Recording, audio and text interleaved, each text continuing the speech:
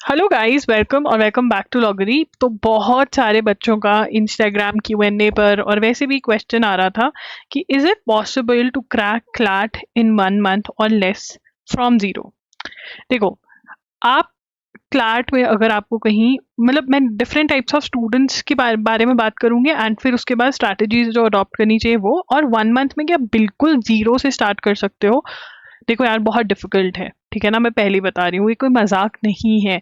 Level of the exam is very high, but हाँ, बहुत सारे बच्चों का ये होता है कि मैंने फॉर्म भर दिया है इज्जत के लिए कुछ नंबर लेकर आने, या मैं एक अच्छी ट्राई देना चाहता हूँ। मैं ना ये जो 1 मंथ या उससे थोड़ा सा टाइम या कम जो टाइम है ना, इसका गुड यूज करना चाहता हूँ।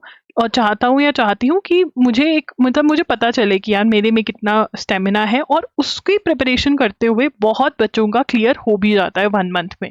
ठीक है, इट ऑल्सो डिपेंड्स कि आप पहले, क्योंकि क्लिक कर जाता है कई बच्चों का, तो यस बहुत बच्चों का हो रखा है 1 मंथ वाली स्ट्रैटेजी फॉलो करके एग्जाम क्लियर। बट क्या ये मतलब पॉसिबल है या नहीं, कंप्लीटली डिपेंड्स ऑन यू। आप कितना पढ़कर जाते हो, कितने आप एक बेसिक्स ऑलरेडी स्ट्रांग है, कितने आप अभी कर सकते हो। स्ट्रैटेजी मैं आपके साथ शेयर कर देती हूँ that how you can do it. ठीक है, और डिफरेंट स्टूडेंट्स की क्या स्ट्रैटेजी रहनी चाहिए, बिकॉज सब स्टूडेंट्स के लिए सेम स्ट्रैटेजी नहीं एप्लीकेबल होने वाली है, राइट। तो हम स्टूडेंट्स को डिफरेंट टाइप्स में डिवाइड कर लेते हैं। अब डिफरेंट टाइप के स्टूडेंट्स हैं। देखिए, एक स्टूडेंट है जिसने सिलेबस कंप्लीट कर लिया है, ठीक है ना, कंप्लीटेड द सिलेबस। अब कंप्लीटेड द सिलेबस में ये है कि बेसिक्स पढ़ लिए, ठीक है ना, कि हर सब्जेक्ट के हर टॉपिक के बेसिक मोस्टली पढ़ लिए हैं, ठीक है। एमसीक्यूज उन कॉन्सेप्ट की क्लैरिटी के लिए, कॉन्सेप्ट क्लैरिटी के लिए एमसीक्यूज भी लगाए, ठीक है ना। और अब उनको एनालाइज भी किया कि कहाँ पे दिक्कत है, कहाँ पर नहीं। और फिर उसके बाद मॉक्स अटेम्प्ट कर कर अब उसको एनालाइज करो, ठीक है ना। अगर सिलेबस कंप्लीट करके ये कर लिया तो मॉक और उसको एनालाइज करना और वीक टॉपिक्स पे काम करना is what you need to do. Mock को एनालाइज कैसे करना है, इसके ऊपर पूरी एक प्लेलिस्ट मैंने करी हुई है, उसका लिंक मैं प्रोवाइड करवा दूंगी कमेंट्स में, अगर भूल जाऊँ तो याद करवा देना। तो अगर कंप्लीट कर लिया है सिलेबस, अच्छे से सिलेबस कंप्लीट किया है, बेसिक्स पढ़े हैं, कॉन्सेप्ट क्लैरिटी पे काम किया है, एमसीक्यूज करे हैं सॉल्व, तो मॉक सॉल्व करो, एनालाइज करो, वीक टॉपिक्स जो हैं उन पे जीरो पे भी से भी काम करने के लिए तैयार रहो। This is what you have to do, ठीक है। अब बहुत सारे बच्चे होंगे जो कह रहे हैं कि हमने कंप्लीट किया सिलेबस, ठीक है ना, हमने सिलेबस कंप्लीट किया, बट हमारा स्कोर जो है वो लेस देन 30 या 30 या फिर 10, 20, 30, 40, इवन 50 की रेंज में रह रहा है। अगर 10 to 50, देखो अगर 10 to 40 की रेंज है ना, तब तो भैया तुमने अच्छे से सिलेबस फिर नहीं कंप्लीट किया। अगर 50 की रेंज में आ रहा है, फिर मैं कह सकती हूँ कि हाँ, वहां से आप आगे बढ़ सकते हो। 10 to 40 वाले तो बेसिक्स पे काम करें। अगर मॉक टेस्ट का स्कोर इतना है, 50 प्लस वाले या 50-40 से जो ऊपर जा रहे हैं, 50 की तरफ जो जा रहे हैं, उसके अंदर आप एनालाइज करिए मॉक टेस्ट को, वीक टॉपिक्स निकाल के उनके ऊपर, जो भी आपके टॉपिक्स वीक है उन पे काम करिए, राइट। अब जो नेक्स्ट स्टूडेंट है वो क्या है, जो 50-50 करके बैठा है कि मैंने 50-50 कर लिया, ठीक है ना, 50-50 कुछ सिलेबस कर लिया कुछ नहीं, ठीक है। और उसके अंदर से जो तीसरा बच्चा टाइप का बच्चा है कि भैया हमने कुछ भी नहीं किया, हमने सिर्फ फॉर्म फिल किया है, ठीक है ना, मैंने एक काम किया है, that is I fill the form, मैं जीरो पे स्टैंड करता हूँ, तो मैं क्या करूँ। देखिए, यहाँ पर मैं आपको, जो 50-50 पे है वो ट्राई करे कि सिलेबस कंप्लीट हो, ठीक है ना, कि सिलेबस कंप्लीट हो, और जो करा है वो अच्छे से करो, क्योंकि उसको रिवाइज भी करो, एंड ट्राई करो कि यार मॉक टेस्ट लगा सको, ठीक है ना, मॉक टेस्ट लगाओ, दिस इज जरूरी, ठीक है ना। अब यहाँ पर बच्चे जो सबसे बड़ी गलती करते हैं वो ये करते हैं कि इवन तो उनको पता है कि उनके वीक टॉपिक्स क्या हैं, वो मॉक टेस्ट पे मॉक टेस्ट लगाते रहते हैं, थिंकिंग कि मॉक टेस्ट अटेम्प्ट करके उनके वीक टॉपिक्स सही हो जाएंगे। नहीं, वीक टॉपिक्स को आपको अलग से उठाना पड़ेगा, एंड मॉक टेस्ट अटेम्प्ट करके अगर पता चल गया कि ये वीक टॉपिक्स हैं, तो आपको प्रेफरेंस मॉक टेस्ट को नहीं देनी है, आपको वीक टॉपिक्स को इम्प्रूव करने को प्रेफरेंस देनी है, तभी आपको मार्क्स में इम्प्रूवमेंट दिखेगी। बहुत बच्चे क्या होते हैं, वो मॉक टेस्ट लगाने को प्रायोरिटी देते हैं, अपने वीक टॉपिक्स को भाड़ में जाने देते हैं। नहीं, आपको वीक टॉपिक्स इंप्रूव करने पड़ेंगे अगर स्कोर में इंप्रूवमेंट चाहिए, बेसिक, ठीक है। जीरो से अगर आप स्टार्ट करो तो क्या करना चाहिए, ठीक है। अब ट्राई करने में कोई हर्ज नहीं है, स्पेशली जिनके पास, अगर आपके पास कोटा है, कोई आप किसी स्टेट के डोमिसाइल होल्डर हो, ठीक है ना, उनको तो ज़रूर ज़रूर ट्राई करना चाहिए। एंड अगर आपको ये कि हाँ यार मेरे बेसिक बहुत स्ट्रांग है, तो मे बी आपको टॉप एनएलयूज भी मिल जाए, एंड आपको ये कि कोई भी एनएलयू मिल जाए, यार कोई भी एनएलयू मिल जाए, बस एनएलयू मिल जाए, मेरी सीट सिक्योर हो जाए, तो आपको ट्राई करने में कोई हर्ज नहीं है, ठीक है, फॉर्म तो भर ही दिया है।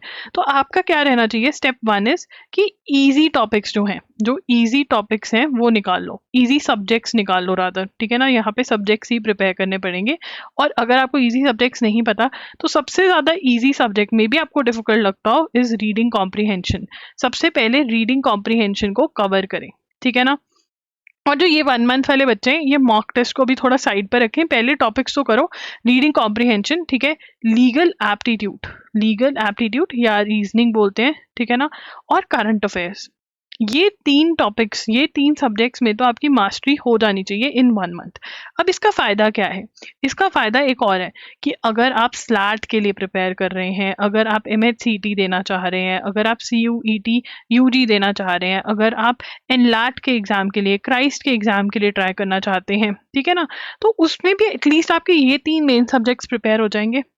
ऐसे ही सोच के कर लो तैयारी कि चलो यार 3 सब्जेक्ट्स हो जाएंगे। तो इसमें क्या करना है, देखो, रीडिंग कॉम्प्रीहेंशन के मेरी सिलेबस वाली वीडियो पे जाओ, वहाँ पे मैंने टाइप ऑफ क्वेश्चंस बताए हुए हैं कि कौन से टाइप ऑफ क्वेश्चंस आते हैं, वो टाइप ऑफ क्वेश्चंस कॉपी कर लो, गूगल पे जाओ, लिखो कि how to solve this type of question, और वो सारे टिप्स एंड ट्रिक्स पढ़ लो, एंड फिर रीडिंग कॉम्प्रीहेंशन सॉल्व करने की कोशिश करो उन टिप्स एंड ट्रिक्स को अप्लाई करते हुए, एंड इंश्योर रीडिंग कॉम्प्रीहेंशन वहाँ से सॉल्व करो जहाँ पे एक्सप्लेनेशन भी दियो। Best is PYQs of CLAT, ठीक है ना, PYQs ऑफ क्लैट, गौतमपुरी की बुक आती है, वो मंगवा सकते हो अमेजोन से, उससे सॉल्व करो, ठीक है, इतना करना है आपको, ठीक है, सॉल्व करते रहो करते रहो।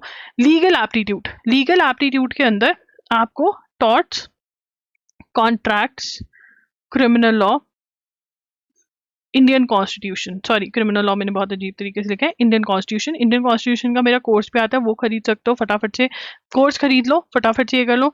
टॉर्ट्स, कॉन्ट्रैक्ट्स, क्रिमिनल लॉ को LA and LR by Willy से रीडिंग मार लो, ठीक है, बुक तो खरीदनी पड़ेगी, ठीक है, ये खरीद करके इसको रीडिंग मार लो। प्लीज यूट्यूब पे शॉर्टकट मत मारना, कोई फायदा नहीं होने वाला है, आप पहले ही शॉर्टकट मार रहे हो फिर एक और शॉर्टकट लगा देते हो, कोई फायदा नहीं होने वाला उससे, ठीक है।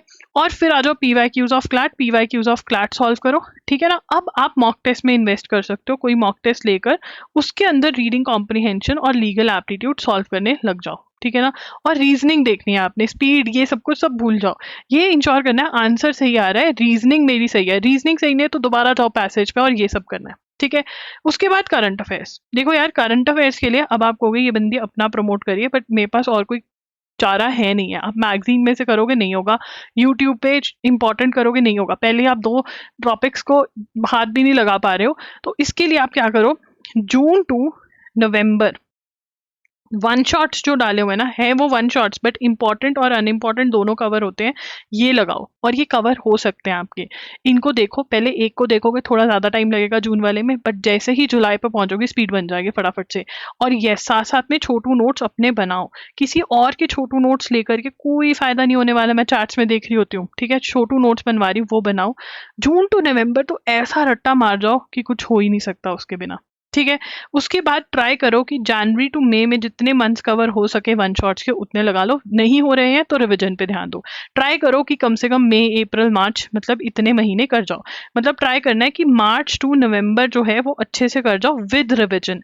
रिवीजन बहुत ज़रूरी है, अगर तुम्हें लग रहा है एक बार देख लिया और याद हो गया, नहीं नहीं, रिवीजन बहुत ज़रूरी है। और फिर जो मॉक टेस्ट लिए हैं उसके अंदर करंट भी लगाने लग जाओ, अगर कोई एक्स्ट्रा क्वेश्चन दिखता है तो वो भी सॉल्व कर लो, मतलब ऐड कर लो अपने नोट्स में कि ये एक्स्ट्रा है, क्योंकि MCQ सॉल्व करने का अभी आपके पास टाइम नहीं है, अभी आपको सिर्फ समझना है। ये जो समझ है ना, जो आप यहाँ पर 1 शॉट से, वीडियो लेक्चर से गेन करोगे, ये समझ आपको लीगल एप्टीट्यूड और रीडिंग कॉम्प्रीहेंशन में भी बहुत हेल्प करेगी, क्योंकि रीडिंग कॉम्प्रीहेंशन और लीगल जो है वो करंट अफेयर्स बेस्ड होता है क्लैट का, ठीक है ना। तो इतना हो गया। अगर इसके बाद टाइम बचे तो फिर आप लॉजिकल रीजनिंग पे जा सकते हो, और लॉजिकल रीजनिंग के लिए आप MK पांडे में से जितना कर कर जा सको, अजम्पशन, आर्ग्यूमेंट्स, इन्फ्रेंस, कंक्लूजन वाले क्वेश्चंस उतना बेसिक समझ के जा सकते हो। और बहुत बार लॉजिकल रीजनिंग के अंदर जो इंग्लिश वाले क्वेश्चंस होते हैं, इंग्लिश के टाइप के क्वेश्चंस आए होते हैं, तो अगर आपका लक अच्छा हुआ तो इंग्लिश के टाइप के क्वेश्चंस आ सकते हैं। अब बहुत बच्चे पूछेंगे कि मैथ्स हम करके जाए या नहीं। देखो, अगर आप मैथ्स में अच्छे हो, ठीक है ना, तो मैथ्स के बेसिक्स करके जा सकते हो, बट अगर आप मैथ्स में बहुत बेकार हो तो मैथ्स ड्रॉप करना पड़ेगा, ठीक है। तो ये आपको ये चीज़ करनी है। अब इसका टाइम मैनेजमेंट क्या रहे, ठीक है ना, टाइम मैनेजमेंट क्या रहे, जितना टाइम दो उतना कम है वैसे तो, बट स्लॉट्स बना लो टाइम मैनेजमेंट के लिए। क्या करो, स्लॉट्स बना लो। तो एक स्लॉट नंबर 1 है आपका। स्लॉट नंबर 1 जो आपको देना है वो देना है करंट अफेयर्स को, ठीक है ना। करंट अफेयर्स को स्लॉट देना है और ट्राई करना है कि वीडियो लेक्चर्स 8 आवर्स के हैं। एक महीने के वीडियो लेक्चर 1 मंथ के 8 आवर्स के हैं। तो अगर आप 2-2 घंटे भी करते हो, ठीक है ना, हर रोज 2-2 घंटे भी करते हो तो आप बड़े आराम से कंप्लीट कर सकते हो, ठीक है ना। करंट अफेयर्स करने हैं आपने। करंट अफेयर्स हर रोज 2 आवर्स का एक स्लॉट करंट अफेयर्स का रहेगा, ठीक है ना। स्लॉट नंबर 2, ठीक है, स्लॉट नंबर 2 और स्लॉट नंबर 3 ट्राई कर सकते हो कि 3 घंटे का भी लगा दो ये, ठीक है। स्लॉट नंबर 2 जो आपका रहना चाहिए वो आना चाहिए रीडिंग कॉम्प्रिहेंशन का, ठीक है। और एक स्लॉट आप चलाओगे साथ साथ में अपना लीगल एप्टीट्यूड का, ठीक है ना। अब इसके अंदर 3-3 घंटे का एक स्लॉट बना सको तो बहुत बढ़िया बात है। अगर स्कूल जा रहे हो तो जितना ज़्यादा दे सको 3 स्लॉट्स ही चलाने पड़ेंगे। जैसे ही एक स्लॉट खत्म होगा, ठीक है, करंट अफेयर्स वाले में तो रिविजन चालू हो जाएगी, ठीक है ना। इसके वाले में मॉक टेस्ट सॉल्व करोगे, रीडिंग कॉम्प्रिहेंशन और जो जो टॉपिक्स खत्म होते जा रहे हैं वो मॉक टेस्ट में लगाते जाओगे, ठीक है ना। और लीगल एप्टीट्यूड खत्म हो जाए तो लॉजिकल जितना कर पाओ उतना कर सकोगे। That is your time management, ठीक है ना। 1 मंथ में आप ये ट्राई कर सकते हो कि आप ये कर लो। And the best part is, again मैं बता रही हूँ कि अगर आप ये तीनों सब्जेक्ट्स प्रिपेयर कर लोगे तो ये आपको स्लैट में भी बहुत हेल्पफुल रहेगा, ठीक है। अगर ये तीनों सब्जेक्ट्स कर लोगे तो आपको स्लैट में भी जो जो स्लैट के लिए आपको 10-15 दिन मिलेंगे, ठीक है ना, उसके अंदर आप लॉजिकल और ये सब करके जा सकते हो। ई लेट में भी हेल्पफुल रहेगा। So this is the try that you can put in, ठीक है ना। ये आपका शेड्यूल रहेगा, इतना टाइम देना पड़ेगा, इतने में आप ट्राई कर सकते हो। सारे शॉर्टकट्स बता दिए, बुक्स के नाम बता दिए, सब कुछ बता दिए। एंड अगर कोई और डाउट आपका है तो कमेंट सेक्शन में डिस्कस कर सकते हो। कौन कौन ये चैलेंज एक्सेप्ट कर रहा है, ये चैलेंज एक्सेप्टेड वाला ज़रूर लिख कर जाना कि हाँ भाई स्टार्ट कर रहे हैं हम, ठीक है ना। अगर आप ये स्टार्ट कर रहे हो, देखो एक ट्राई करने में कुछ भी नहीं जाता, कभी कभी लक लग जाता है, और अगर लक लग जाए तो क्या ही जा रहा है। एंड अगर मैंने आपको बताया आपके पास कोई कोटा है, ठीक है, आप किसी स्टेट को बिलोंग करते हो जहाँ पर एनएलयू है, वो कोटा के अंदर आपको हेल्प मिल सकती है, ठीक है। तो अगर ट्राई करने में कुछ भी नहीं जाता है। एंड ऑल्सो बहुत बच्चे मुझे ये भी कह रहे थे कि हमारा स्कोर ना थोड़ा इज्जतदार स्कोर आ जाए, तो अगर ये स्ट्रैटेजी फॉलो करोगे शायद उस इज्जतदार स्कोर के चक्कर में आपको एक एनएलयू मिल सकता है। ट्राई करने में कुछ भी नहीं जाता है। So guys that's it. And अगर आपको डिटेल में ये सारी वीडियोस देखने हैं ना कि रीडिंग कॉम्प्रिहेंशन कैसे करें, करंट, लीगल, ये सब, तो प्लेलिस्ट चेकआउट कर लेना, उसमें आपको और डिटेल में पता चल जाएगा। All the very best. कोई भी डाउट है कॉमेंट्स में पूछो। आप मेरे साथ इंस्टाग्राम पे भी कनेक्ट हो सकते हो, वहाँ पर मैं @IamLoggery के नाम से हूँ। एंड फॉर फ्री आप अपनी क्वेरीज पूछ सकते हो। बुक करना है सेशन अगर पेड तो 1-on-1 सेशन बुक कर सकते हो, link is in the description box. And yes that's it. Thank you for watching this video. Bye bye, take care.